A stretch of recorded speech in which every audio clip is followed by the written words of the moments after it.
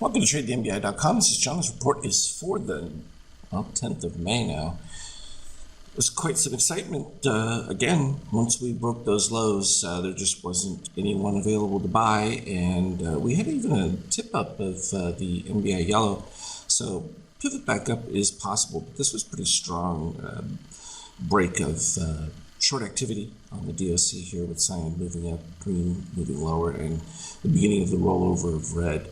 Shakeout certainly going negative on that one, but it's just consistent with the overall short reading that's been pretty much in place for quite some, despite all of the moves back and forth. And I would still expect that, when you have a move like this, you can expect at least a 50% move coming back. I would think that even potentially a little bit more than that, where we try to get back to that 0% line, which was right here around that 40-56 range. So that's the potential for the bull case. I'm trying to pull it back above, makes it pretty clean. But overall, these were clearly negative. Would have been even more negative if white MBI had continued higher in this particular case. Any pivot up of it, though, before magenta certainly would indicate even further. And this gets close to that case I was making around 3,800 on the retrace. So we're pretty much in line.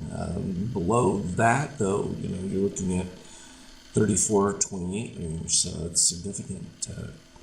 And this is a bleed over effect because you're starting to see it in credit markets and that. And this was something that we saw in the bond market while we were watching TLT and the treasuries as those yields were rising, and the market was sort of ignoring it. But at a certain point, you can't. And then, of course, seeing the GDP numbers first quarter and all that just compounded itself, and the NQ was already weaker, and it just continued that stretch. So pretty much identical. The MBI reading a little bit different, barely move under of MBI magenta, and white certainly already below it. So the potential for a NASDAQ turnaround earlier is more likely. Interesting stuff on the euro. Every single time it hits that 104 level, you see a massive spike, and that's just not people wanting to buy at that level. That is definite intervention within that setup, and so they're doing everything they can to hold on to that, and it becomes somewhat critical because below that you're looking at par for the euro, and nobody knows where it goes from there, and so that's the ultimate concern.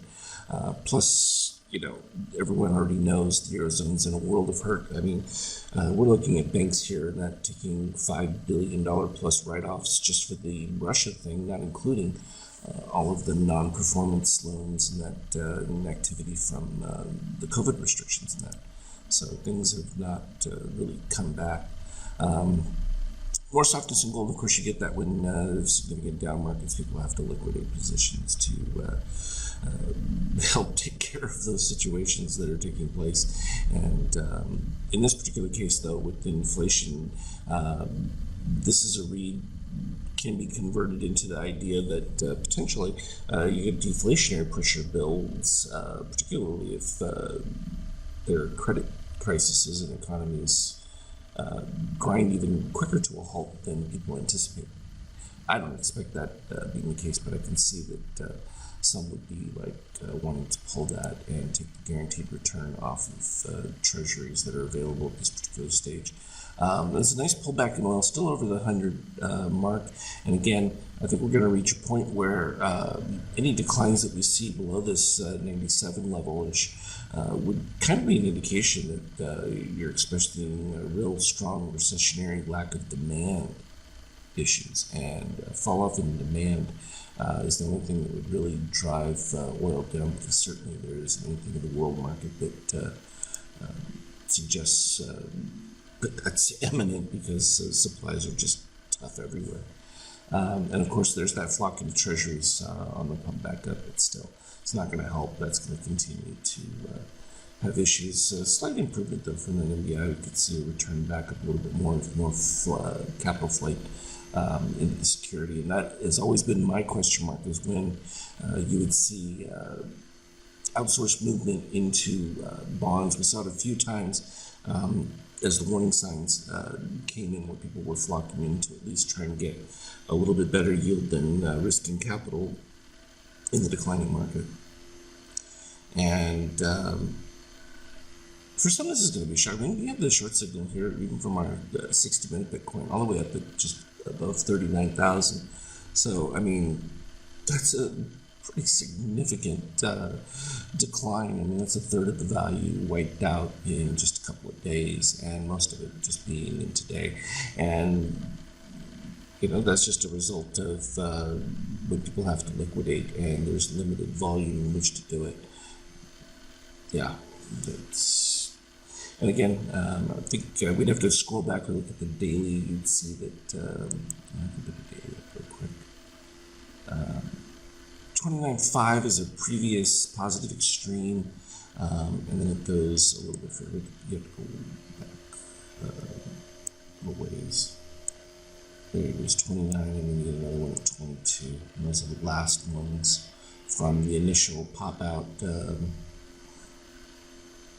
Right in this range, and that was what, January 20 or December 20, so just before 2021, quite a while back.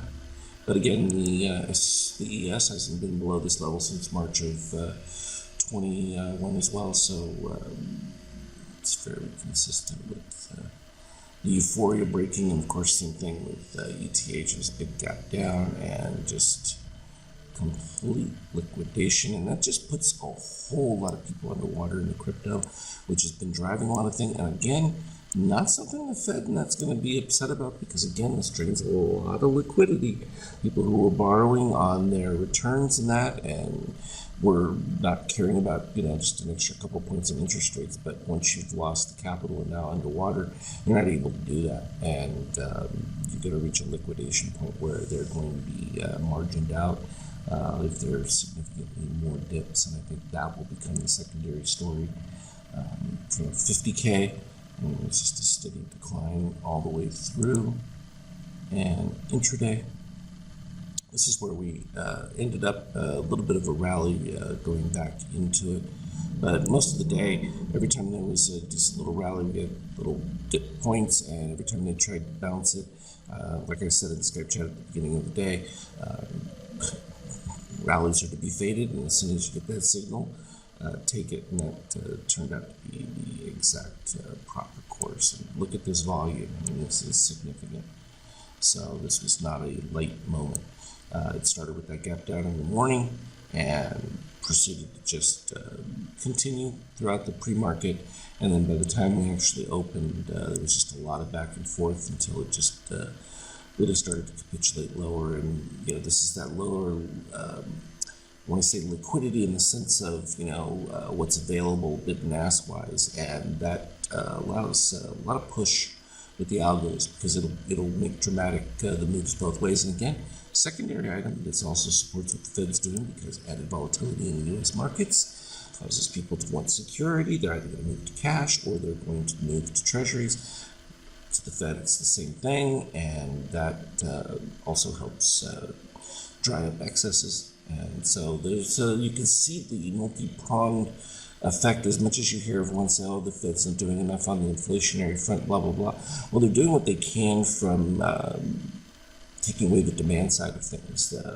That excess liquidity that sat out there, this wipes a lot of it. When you look at a lot of the different stocks that are down, it really just takes away that capability of compounding on it with leverage.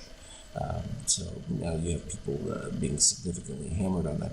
Again, it just dries things up enough, and the idea being is that they can contain inflation without, hopefully, driving economies into the ground. But that's never worked before. So that they think it's going to work this time, well, we're going to find out. But odds are pretty strong against. So just bear that one in mind. As always, though, I will continue to update you on the Skype chat and keep putting up the charts. Trade well. We'll talk to you later.